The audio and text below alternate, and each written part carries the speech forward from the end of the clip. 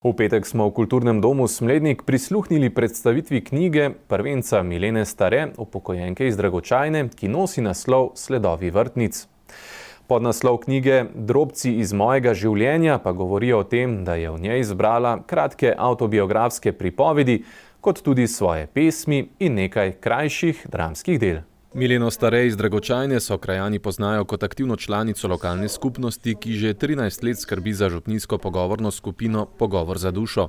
Zelo rada tudi piše. Njene zgodbe so bile že večkrat objavljene v časniku Gorenjski glas, sodelovala je tudi na literarnih natečajih Javnega sklada za kulturne dejavnosti Republike Slovenije, sedaj pa je izšla tudi njena prva knjiga. Ja, vesela sem, da bo ta knjiga prišla med bralce. In jim želim tako prijetnega branja in to so resnične zgodbe vzete iz življenja in take čustvene pesmi, ki jo lahko tudi večkrat vzameš pač tako v roke, in pa seveda ti skeči, ki bomo kdaj še odigrali na kakšno modro. Upokojena administratorka je po izgubi službe leta 1998 pričela s pisanjem dnevnika. Sprva je beležila utrinke oziroma drobce iz svojega življenja, kot nosi knjiga tudi podnaslov.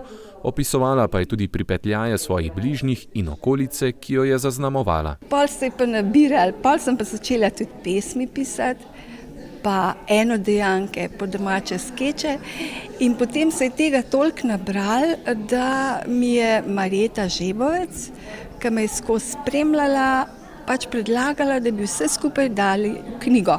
No in danes je ta knjiga tukaj. Avtorica opisuje otroštvo v revščini, mladost v skromnosti in pripoveduje zgodbe, kot jih je doživljala na poti življenja. V sebi prepoznava čustva in občutke ter jih skozi pisanje izraža.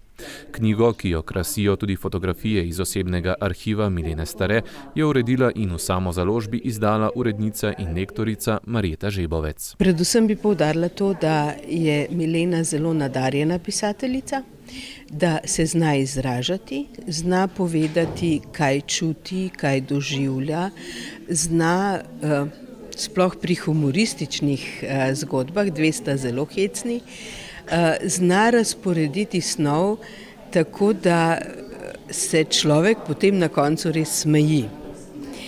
To se mi zdi zelo pomembno. Marjeta Žebovec je vodila tudi pogovor z avtorico, ki so ga pospremili z odlomki iz knjige. Dogodek pa je z nastopom popestril še mešani pevski zbor Smleški žarek, s katerim Milena Stare prav tako pogosto sodeluje. In tako, kot se njeno delovanje v lokalni skupnosti dotika mnogih življenj, po izgubi službe se je denimo bila primorana lotiti vsakega dela in izziva. Najbogatejša izkušnja, pa pravi, je bila pomoč starejšim preko javnih del. Bo tudi Milenina knjiga nagovorila marsikaterega bralca. Mislim, da se bo lahko marsikdo našel not v tej knjigi. Veliko ljudi doživlja podobne stvari.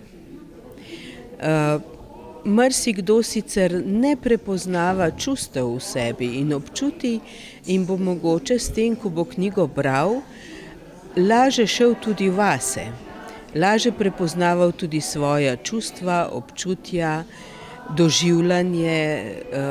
Mislim, da je to zelo pomembna dodana vrednost. Milena danes s pisanjem nadaljuje, saj jo to veseli in napolnjuje, ob tem pa čuti predvsem olajšanje. Pa kakšne članke napišem, če me kaj res veseli, ali pa če sem žalostna, takrat vzamem pero pa pišem.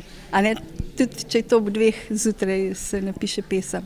Rada pišem, torej ta čustva izlijem, ki jih na papir izlijem in potem se počutim v redu. In če nekdo prebere in reče, tole je pa v redu, ja seveda pol še ta druga naprej napiše in ta tretja me veseli. Res. Knjiga je izšla v nakladi 400 izvodov in je preko urednice Marjete Žebovec na voljo tudi za nakup. 15. marca pa bo predstavljena še v knjižnici Medvode.